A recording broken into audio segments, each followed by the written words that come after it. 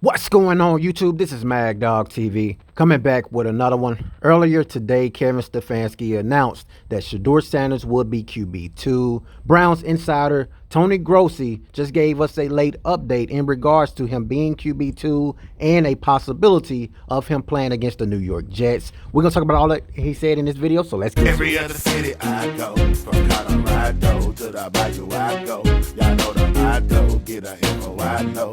My people know it's Mad Dog TV, let's go. To every other city I go. From Colorado to the Bayou I go. Y'all know the motto, get a info I know. My people know it's Mad Dog TV, let's go. To every other city I go. From Colorado to the Bayou I go.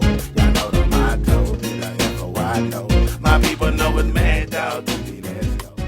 So once again, as I said before, earlier today, head coach for the Cleveland Browns, Kevin Stefanski, reported that Shedeur Sanders would be QB2. Browns insider Tony Grossi just gave us more details about Shedeur Sanders being QB2 and possibilities of him playing against the New York Jets. I'm going to play this video clip and let you guys hear exactly what he said, and then I'm going to give you guys my thoughts as we close this video. Someone not on the injury report would be Shedeur Sanders, Tony, who Kevin Stefanski confirmed will be QB2 for Sunday. So, again, that brings up a lot of attention because that means that Shedeur Sanders is once again one snap away from playing for the Cleveland Browns for the first time since the preseason. Yes, it is. And this is the first game, of course, with Tommy Rees calling plays with his starting quarterback, Dylan Gabriel. So, I'm assuming you're going to ask me what happens if Gabriel has a bad first half. Would they make a change? Read my mind. I'm going to say I don't think so for the simple reason it's his first game with a new play caller.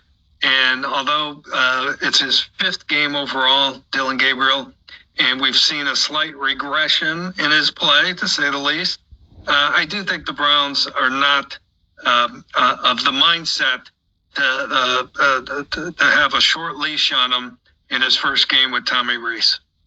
Do you think,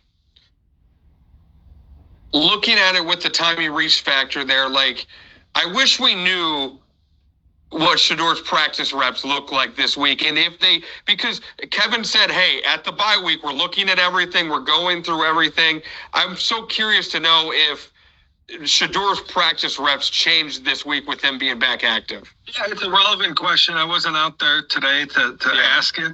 And it wasn't asked of Tommy Rees yesterday. Most of his questioning was about taking over as a play caller and, his history and all that.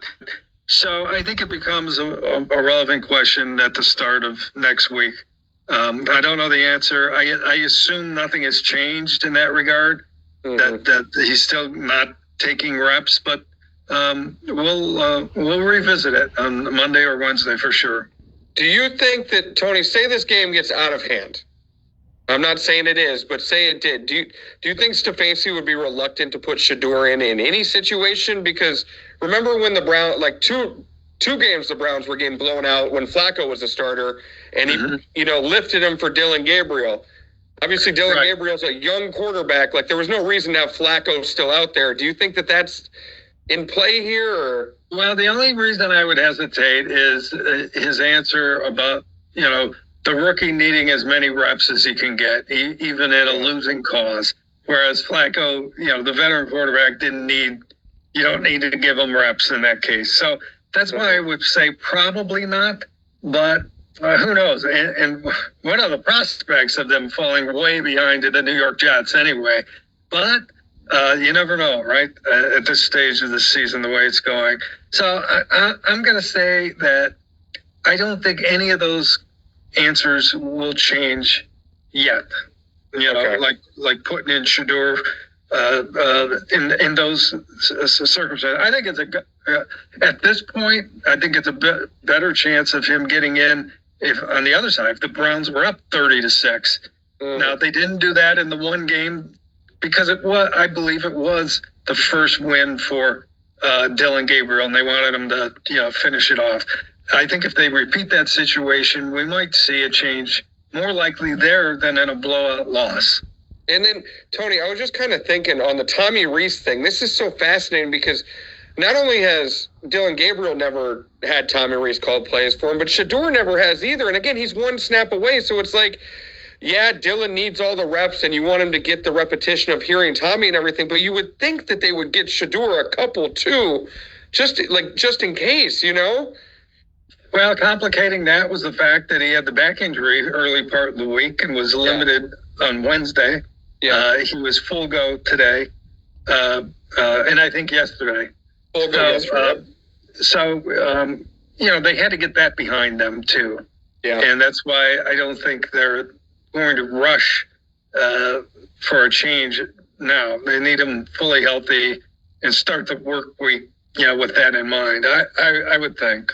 So you guys just heard Tony Grossi make excuses stating what the Cleveland Browns are likely going to do as far as keeping Shedeur Sanders on the sideline despite Dylan Gabriel playing bad, simply because he says that it will be his first offensive coordinator under Tommy Rees, and if he plays bad, that will be the excuse. They always making excuses for Dylan Gabriel. This man plays bad every single week, yet there's always excuses.